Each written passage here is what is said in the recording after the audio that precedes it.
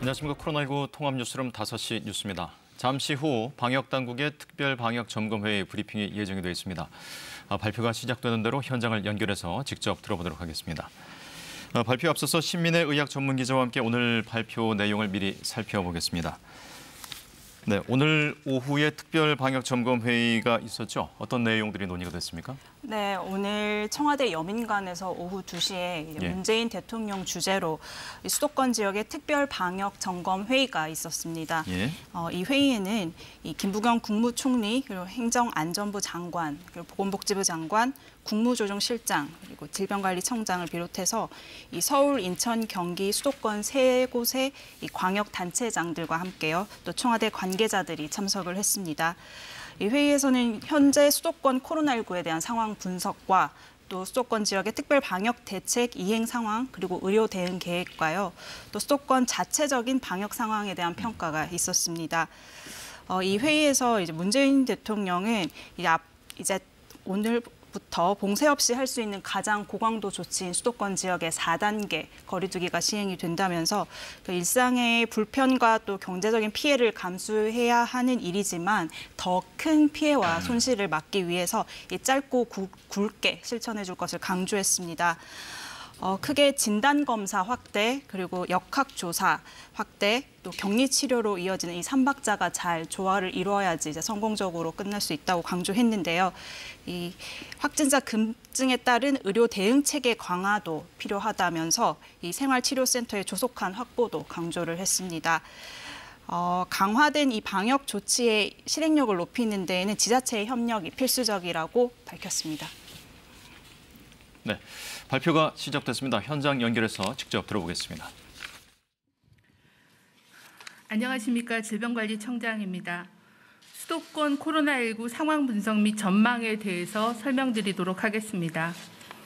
6일 연속 전국 1,000명 이상의 확진자가 발생하여 4차 유행 단계에 접어든 현재 수도권의 경우는 최근 1주간 하루 평균 확진자 수가 799명으로 전체 발생의 80.5%를 차지하고 있습니다. 수도권의 확진자의 주요 감염 경로를 보면 확진자 접촉이 50.7%이고 지역 집단 발생이 11.7%이며 감염 경로 조사 중이 약간 증가해서 34.9%입니다. 특히 최근 2주간은 유흥시설, 학교 및 학원 등 교육시설을 중심으로 집단 감염 사례가 증가하고 있는 상황입니다. 현재까지 확인된 이번 유행의 특징을 3차 유행과 비교하여 보면 발생 규모가 좀 더 크고 청장년층의 경증 환자의 비율이 높습니다. 반면에 백신 접종이 이루어진 60세 이상의 비중은 10% 이하로 중환자 의료 대응 체계의 부담은 비교적 낮은 상황입니다. 3차 유행 이후 6개월 정도 300명에서 600명대의 발생이 지속되었으며 감염 경로를 확인할 수 없는 사례가 25% 전후를 유지해온 상황에서 4차 유행이 진행되면서 지역사회의 무증상 경증 감염원이 상당수 누적되어 있는 상황으로 판단하고 있습니다. 또한 전파력이 높은 델타 바이러스 점유율이 수도권에서 지난 6월 2주에 2.8%에서 7월 1주에는 26.5%로 급속하게 증가하였습니다. 향후 전망에 대해서 말씀을 드리겠습니다. 3차 유행 이후 장기간 누적된 감염원과 전파력이 높은 델타 바이러스 증가로 상당 기간 유행이 지속될 수 있는 상황으로 수리 모델링을 분석해 본 결과 현재의 상황이 지속될 경우 감염 재생산 지수가 1.22인 상황을 상정했을 때는 8월 중순에 2,300여 명까지 증가한 후에 감소할 것으로 추계하였습니다. 다만 수도권 거리두기 4단계가 오늘부터 시행되고 이러한 거리두기의 시행 효과로 현재의 전파 확산이 강력하게 통제되는 경우에는 앞으로 2주 정도는 현 수준의 증감을 유지한 후 감소하여 8월 말 경에는 600명대의 규모로 감소할 것으로 추계하고 있습니다. 중앙방역대책본부는 향후 차질 없는 백신 접종과 함께 적극적인 검사, 접촉자 조사와 사회적 거리두기 4단계 이행력을 확보하여 4차 유행이 조기에 통제될 수 있도록 최선을 다하겠습니다. 이상입니다. 다음으로 권덕철 보건복지부 장관이 수도권 특별방역대책 이행 상황과 의료 대응 계획에 대해 설명드리겠습니다. 존경하는 국민 여러분, 보건복지부 장관 권덕철입니다. 수도권 특별방역대책 이행 상황과 의료 대응 계획에 대해서 말씀드리겠습니다. 이번 4차 유행은 고령자 예방 접종으로 치명률은 낮지만 일상 속에 작은 감염이 중심이고 변이 바이러스 영향 등으로 전파력이 높은 특징이 있습니다. 정부와 수도권 지자체는 4차 유행에 대응하기 위해 수도권의 역학조사 역량을 강화하는 한편 코로나 검사 역량을 확대하고 있습니다. 정부는 수도권의 역학조사 능력을 보강하기 위해 군, 경찰, 행정인력 250명을 추가로 지원합니다. 수도권의 역학조사를 위해 이미 군, 경 450여 명을 지원한 바 있으며 추가적인 인력 지원으로 역학조사의 속도를 높일 것으로 예상하고 있습니다. 또한 수도권의 임시선별검사소, 생활치료센터에 지원하는 880여 명의 의료 인력 외에 200여 명의 의료 인력을 추가로 지원할 것입니다. 수도권의 코로나19 검사를 확대하고 환자 치료에 차질이 없도록 하는 한편 방역 요원의 어려움도 해소하도록 노력하겠습니다. 무더운 날씨에도 방역 현장에서 최선을 다하고 계시는 보건소의 종사자, 지자체 공무원, 방역 요원, 의료진들께 깊은 감사의 말씀을 드립니다. 수도권 경증 환자가 급증할 가능성에 대비하여 선제적으로 병상 확보도 추진할 예정입니다. 오늘 기준으로 코로나19 환자를 치료하기 위해 수도권에 확보한 병상은 약 1만 700여 병상이며 이 중 29%인 3,100여 병상이 즉시 사용 가능합니다. 특히 중환자 숫자가 늘지 않고 있으나 무증상 경증 환자가 증가하고 있어 생활치료센터의 확충이 중요한 시점입니다. 정부는 지난주 1,000 병상의 규모의 경찰 인재 개발원 등 생활치료센터 4개소 1,600여 병상을 긴급히 확보한 바가 있습니다. 이에 더해 7월 18일 일요일까지 11개소 3,600여 병상을 그리고 이달 말까지 4개소 1,700여 병상을 추가로 확보하여 총 15개소 5,400여 병상을 추가로 확보할 예정입니다. 중등증, 위중증 환자의 증가를 대비하여 감염병 전담병원 800병상을 추가로 확보할 예정입니다. 국립중앙의료원에 위치한 수도권 공동대응 상황실에서는 전국의 병상의 효율적인 활용과 수도권 환자의 신속한 병상 배정을 위해 최선을 다하고 있습니다. 현재까지 병상 배정을 하루 이상 대기하는 환자는 발생하지 않고 있으며 앞으로도 신속하게 의료 관리가 가능하도록 병상 확충에 만전을 기하겠습니다. 존경하는 국민 여러분, 오늘부터 수도권의 거리두기 4단계가 적용되고 있는 가운데 오늘 또 1천여 명의 많은 환자가 발생했습니다. 많은 국민들께 불편과 피해를 초래하는 거리두기 단계를 조정하게 된 것에 대해 정부 당국자로서 거듭 송구하다는 말씀을 드립니다. 따라서 2주간의 짧고 집중적인 4단계 거리두기를 통해 지금의 확산세를 조기에 감소시킬 수 있기를 간절히 바라고 있으며 국민 여러분들의 도움과 참여를 다시 한번 부탁드립니다. 지금 이 시각에도 전국의 선별진료소와 임시선별검사소에서 묵묵히 수많은 국민들께서 코로나19 검사를 참여하고 계십니다. 국민과 방역요원들의 노력 덕분에 우리 사회는 더 많은 환자를 조기에 발견하고 감염 확산을 방지하고 있습니다. 수도권의 거리두기 4단계는 이번 주부터 본격 적용되지만 많은 국민들께서 지난 주말부터 모임과 약속을 줄여주셨습니다. 이처럼 우리 사회의 모든 구성원이 힘을 합하면 이번 4차 유행도 델타 바이러스도 분명 이겨낼 수 있습니다. 수도권의 주민들께서는 불편하시더라도 앞으로 2주간만 약속, 모임, 외출을 최대한 자제해 주시기를 부탁드립니다. 또한 조금이라도 의심이 된다면 가까운 검사소에서 즉시 검사를 받아주시길 바랍니다. 정부는 국민 여러분과 함께 이번 4차 유행을 최대한 짧은 기간에 극복할 수 있도록 모든 노력을 다하겠습니다. 국민 여러분들께서도 함께해 주시기를 간곡히 부탁드립니다. 감사합니다. 다음으로 전해철 행정안전부 장관이 수도권 정부합동 특별방역 점검 및 방역 강화 지원 방안에 대해 설명드리겠습니다.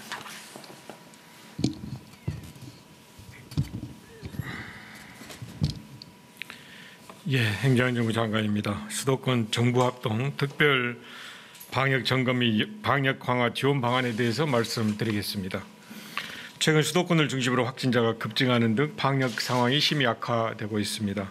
신속한 확진자 발견, 추가 감염 전파 차단과 같이 필요한 조치들이 방역 현장에서 반드시 이루어져야 합니다. 수도권 각 지자체는 이미 발표된 수도권 방역 강화 조치대로 임시선별검사소 추가 설치, 역학조사 인력 지원과 같은 조치들을 조속히 추진해 주시기 바랍니다. 정부도 수도권의 확진자 증가 추세를 멈추기 위해 모든 역량을 총동원하겠습니다. 먼저 범정부 합동으로 수도권 지역 특별 방역 점검을 방역 상황이 안정될 때까지 실시하겠습니다. 중앙부처, 지자체, 경찰 등으로 구성된 정부합동 특별 방역 점검단은 총 118개 팀 590명 규모로 수도권 59개 시군구에 투입되어 집단 감염 우려가 큰 학원, 교습소, 실내 체육시설 등 7개 취약 분야에 대해서 방역 사항을 집중 점검하겠습니다. 복지부, 법무부 등 24개 중앙부처도 소관 취약시설에 대해 현장 점검을 실시하고 개정된 방역수칙도 적극 안내하겠습니다. 정부는 고위험 현장에서 방역수칙이 반드시 준수될 수 있도록 무관용 원칙하에 수도권 방역 상황을 엄정하게 관리하겠습니다. 영업시간 미준수 등 규정을 위반한 사업주에 대해서는 감염병 예방법에 따른 영업 정지 처분을 내리는 한편 재난지원금 지원을 배제하거나 구상권을 청구하는 등의 페널티도 적용하겠습니다. 아울러 점검 결과는 대국민 브리핑을 통해서 국민과 공유하고 점검의 실효성도 높여 나가도록 하겠습니다. 수도권 지역의 확산세를 꺾기 위해서는 무엇보다 국민 여러분의 참여와 협조가 절실합니다. 정부가 추진하는 특별 방역 점검 과정에서 다소의 불편함이 있더라도 넓은 이해와 협조를 당부드립니다. 정부는 서울시, 인천시, 경기도와 유기적으로 협력하여 수도권 지역의 방역 안정화를 반드시 이뤄내겠습니다. 그 노력의 일환으로 숨은 감염자를 조기에 발견하기 위한 진단검사를 대폭 확대하겠습니다. 이를 위해 기존에 운영 중인 97개소의 임시선별검사소 외에 시민들의 밀접도가 높은 지하철역이나 도심 광장 등의 30개소의 임시선별검사소를 추가로 설치하여 진단검사 역량을 30% 이상 높이겠습니다. 행정안전부는 임시선별검사소가 신속하게 설치 운영될 수 있도록 관련 자치단체 특별교부세를 신속하게 지급하겠습니다. 방역 현장의 가장 큰 어려움 중에 하나인 인력 부족 문제가 해결될 수 있도록 수도권 감염병 대응에 필요한 전문 인력을 신속하게 충원하겠습니다. 이를 위해서 지방 공무원의 신규 채용 일정을 대폭 앞당겨 합격자 발표는 최대 60여일, 채용은 최대 100여일까지 단축하고 역학조사 확대를 위해 군, 경찰, 행정 인력 250명을 지원하는 등 방역 현장에 필요한 인력을 적시에 지원하겠습니다. 마지막으로 지자체가 자율성과 책임성을 갖고 예방접종을 추진할 수 있도록 적극 지원하겠습니다. 먼저 서울 경기 지역에 34만 명분의 백신을 우선 배정하여 내일부터 지역별 고위험 직종에 대한 접종을 시작하겠습니다. 7월 26일부터는 전국 지방자치단체가 중심이 되어 총 80만 명에 대한 접종을 진행하고 8월 2일부터는 총 186만 명에 대해 계획된 순서에 따라 자율접종을 실시하겠습니다. 행정안전부는 지자체 자율접종이 신속하게 이루어질 수 있도록 7월 중 15개소의 예방접종센터를 추가 설치하여 총 282개소까지 확대 운영하겠습니다. 행정안전부를 비롯한 정부 그리고 수도권 자치단체는 수도권 방역 상황이 다시 안정화될 때까지 최선의 노력을 다하겠습니다. 국민 여러분께서도 정부를 믿고 수도권 특별 방역 점검과 방역수칙 준수에 적극적으로 함께해 주실 것을 간곡히 말씀드리겠습니다. 감사합니다. 네, 방역당국의 특별 방역 점검 회의 관련 브리핑이었습니다. 신민의 의학 전문 기자와 함께 오늘 발표 내용 정리를 해보도록 하겠습니다. 네, 신민의 기자, 델타 변이 바이러스가 빠르게 퍼지고 있어서 상황을 아주 심각하게 바라보고 있는데 오늘 브리핑 내용 정리를 좀 해주시죠. 네, 먼저 정은경 질병관리청장 그리고 권덕철 보건복지부 장관 마지막으로 전해철 행정안전부 장관의 브리핑이 있었습니다. 이 정은경 청장은요, 먼저 지금 현 코로나19 수도권 상황이 6일 연속 전국 1,000명 이상으로 수도권 지역이 전체 신규 확진자의 80.5%를 차지한다면서 그 현 상황을 얘기를 했고요. 또 3차 유행과 비교해서 이번이 발생 규모가 좀 크고 청장년층 중심으로 경증 환자 발생 비율이 높은 반면에 60세 이상의 이제 중환자 비율은 상대적으로 낮기 때문에 의료 대응 체계의 부담은 적다고 했습니다. 하지만 또 이 전파력이 높은 델타 변이 바이러스가 증가하고 있는 게 문제라고 짚었는데요. 앞으로 이 전망을 이제 수도권 거리두기 4단계가 시행이 돼서 그 효과가 나타날 경우에는 당분간 좀 증감을 유지하다가 2주부터는 감소될 것이라고 얘기를 했습니다. 뒤이어 권덕철 보건복지부 장관은 이제 대책으로요, 이 진단 검사를 확대하기 위해서 임시 선별 검사소를 추가 설치하겠다고 발표했습니다.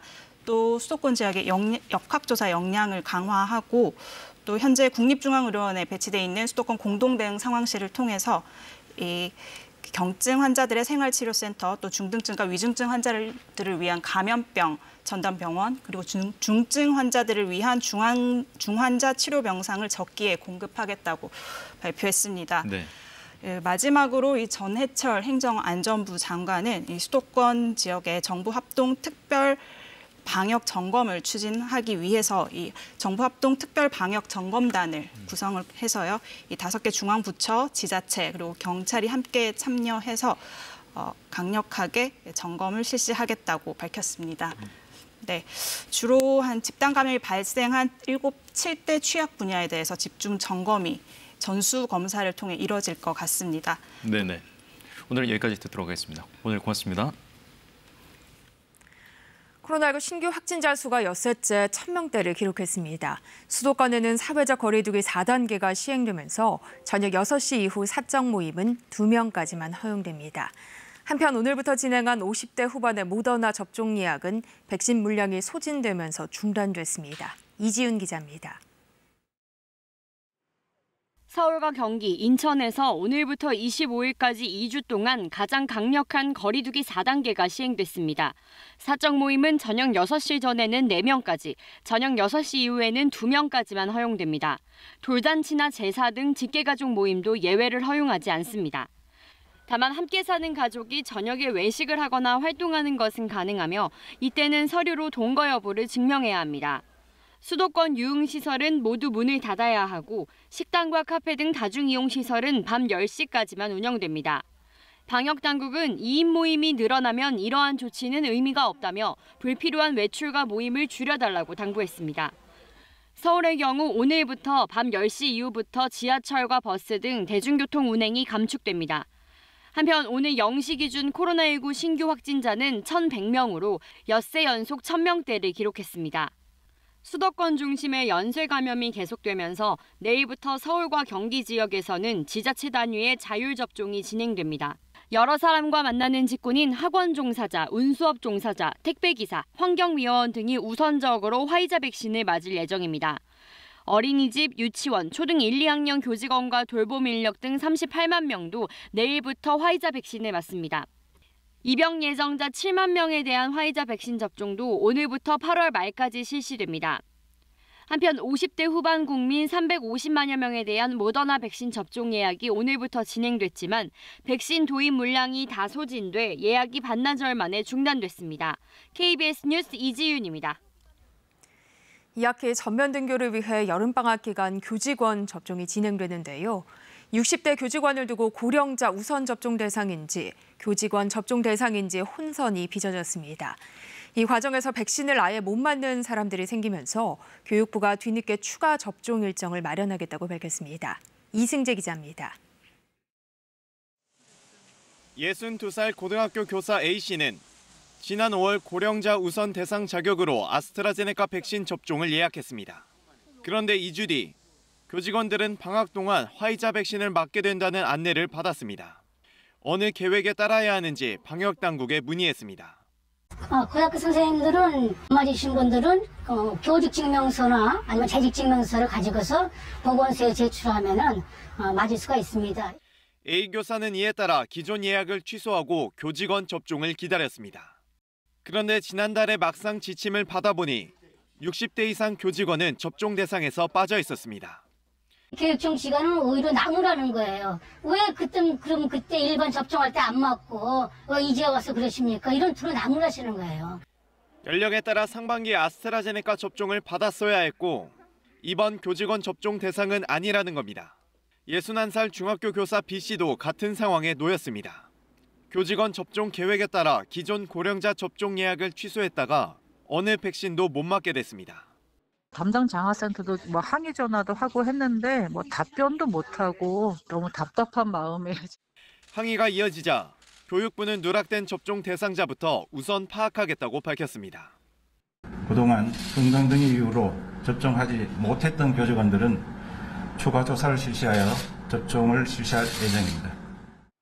교육부는 실태 파악을 마치는 대로 60대 교직원들에 대한 백신 접종 계획을 다시 마련할 방침입니다. KBS 뉴스 이승재입니다. 수산업자를 사칭해 사기 행각을 벌인 김모 씨에게서 금품을 받았다는 의혹이 제기된 이모 검사가 어제 경찰에 소환돼 조사를 받았습니다.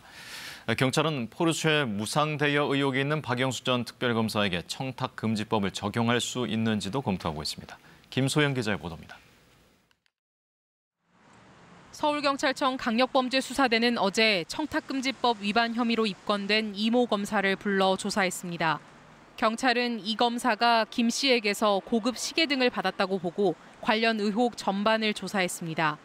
이 검사는 지난달까지 서울 남부지검에서 부장검사로 재직했지만 금품 수수 의혹이 불거지면서 최근 부부장검사로 인사 발령됐습니다.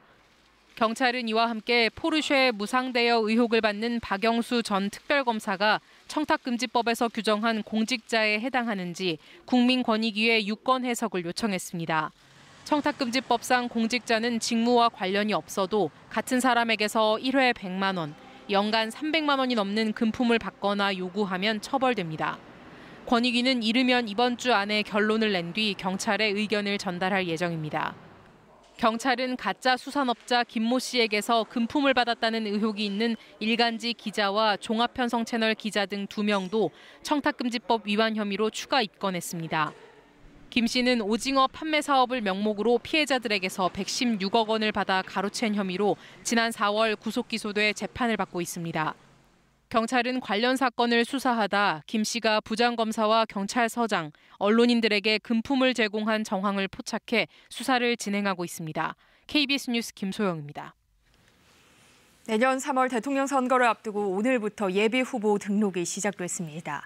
후보를 6명으로 압축한 민주당에선 경선 연기론이 다시 고개를 들었고 야권에선 최재형 전 감사원장이 윤석열 전 총장의 대안이 아니라 자기 자신으로 평가받겠다며 대권 도전을 공식화했습니다. 강푸른 기자입니다. 코로나19 확산세에 민주당에서는 경선 일정을 연기하자는 주장이 다시 고개를 들고 있습니다. 지금 일정대로면 지역 순회 경선 등을 거쳐 9월 초 최종 후보를 뽑게 돼 있는데 강력한 방역 조치 중에 사람들을 불러 모으고 민심을 드는 게 가능하겠냐는 취지입니다. 6명으로 압축된 후보 중에 5명은 연기가 불가피하다는 쪽입니다. 반면 일정 고수를 주장해왔던 이재명 후보는 당이 정하면 따르겠다고만 했습니다. 민주당 지도부는 우선 2주간 적용되는 거리 두기 성과를 보자는 입장입니다. 4단계 거리 두기 효과가 있다 그러면 현행대로 가는 방향으로 가겠죠. 효과가 전혀 없다 한다면 또 논의를 해볼 수 있다. 야권에선 부친의 사무제를 마친 최재형 전 감사원장이 한 발 더 치고 나왔습니다. 대한민국을 밝히는 길을 향해 뚜벅뚜벅 걸어나갈 것이라고 대선 도전 의사를 명확히 했습니다. 윤석열 전 검찰총장의 대안으로 거론되는 데 대해서도 최 전 원장은 자기 자신 자체로 평가받고 싶다고 강조했습니다. 어떤 사람이 잘못된 것이 저희 이익이 되는 그러한 방식으로 살아오진 않았고 정치도 역시 그러한 생각으로 해나갈 겁니다. 윤 전 총장은 선관위에 대선 예비 후보로 등록하면서 공정과 상식이 바로 선 대한민국을 국민과 함께 만들겠다고 밝혔습니다. 유승민 전 의원도 등록 뒤 정권을 교체하고 시대의 문제를 해결하는 유능한 대통령이 되겠다고 강조했습니다. KBS 뉴스 강푸른입니다. 오늘 오전 10시 35분쯤 경기도 포천시 이동면 육군 항공대대 활주로에서 착륙 중이던 응급 의무 수송 헬기가 추락했습니다. 육군 등은 사고 당시 헬기에는 5명이 타고 있었고 기장 등 2명은 중상, 나머지 승무원 등은 경상을 입은 것으로 파악됐다고 밝혔습니다. 사고가 난 헬기는 국내에서 개발한 의무 수송 헬기인 메디온 기종으로 육군 항공대대 활주로에서 환자를 태우기 위해 60m 높이에서 착륙을 시도하던 중 갑자기 불시착한 것으로 파악됐습니다. 군은 이번 사고가 메디온 기종 첫 사고로 파악하고 정확한 사고 원인을 조사하고 있습니다. 이어서 오늘의 주식 시황을 KB증권에서 전해드립니다. KB증권입니다. 코스피가 미국 증시의 훈풍에 힘입어 3,240선을 회복하며 나흘 만에 반등에 성공했습니다. 코스닥 역시 외국인과 기관의 팔자에도 개인이 매수에 나서며 오름세로 장을 마쳤습니다. 오늘 코스피는 28.52포인트 상승한 3,246.47에 코스닥은 5.71포인트 오른 1,034.64에 마감됐습니다. 지난 주말 미국 증시는 델타 변이 바이러스 공포가 지속되는 가운데 주요 지수가 상승 마감했습니다. 이에 코스피는 개인의 팔자에도 기관과 외국인이 매수에 나서며 상승 마감했습니다. 셀트리온 제약이 외국인의 매수세에 힘입어 코스닥 시총 2위를 탈환하며 강세를 보였고 포스코가 2분기 사상 최고치 실적을 기록하면서 상승 마감했습니다. 또 반도체와 자동차 등 수출이 호조를 보이면서 현대차가 오름세를 나타냈습니다. 반면 카카오게임즈가 증권가의 목표가 하향 소식에 3거래일 만에 약세를 보였고 NC소프트가 2분기 실적 부진이 전망되면서 3% 넘게 하락 마감했습니다. 오늘 원달러 환율은 2원 10전 내린 1,147원의 거래를 마쳤습니다. 지금까지 KB증권이었습니다. 오늘 대구의 낮 기온이 34.1도, 서울도 32.5도까지 오르면서 올해 최고 기온을 기록했습니다. 전국 대부분 지역에 폭염특보가 확대 강화된 가운데 내일도 기온이 높게 오르겠는데요. 특히 밤 사이에는 기온이 크게 떨어지지 않아서 열대야 현상이 나타나는 곳이 있겠고요. 한낮에는 기온이 오늘만큼 오르겠습니다. 무더운 여름날 바깥에서 작업하시는 분들은 물을 자주 마시는 등 건강관리에 각별히 신경을 쓰셔야겠습니다. 이렇게 기온이 오르면서 대기가 불안정해져 오늘도 밤까지 소나기가 내리는 곳이 있겠습니다. 내일은 낮 동안 강원 산간과 충북, 경북 북부와 경북 남부 동해안 지역에 벼락을 동반한 소나기가 내릴 것으로 보입니다. 내일 아침 기온은 서울이 26도 등으로 오늘보다 조금 높겠습니다. 낮 최고 기온은 서울이 33도, 청주 34도, 광주 32도, 대구 35도까지 치솟겠습니다. 바다의 물결은 서해 먼바다에서 높게 일겠습니다. 당분간 맑은 날씨가 계속되겠지만 대기 불안정으로 소나기가 자주 내릴 것으로 보입니다. 날씨였습니다. 코로나19 통합 뉴스룸은 7시 뉴스에서 이어집니다. 시청해주신 여러분 고맙습니다.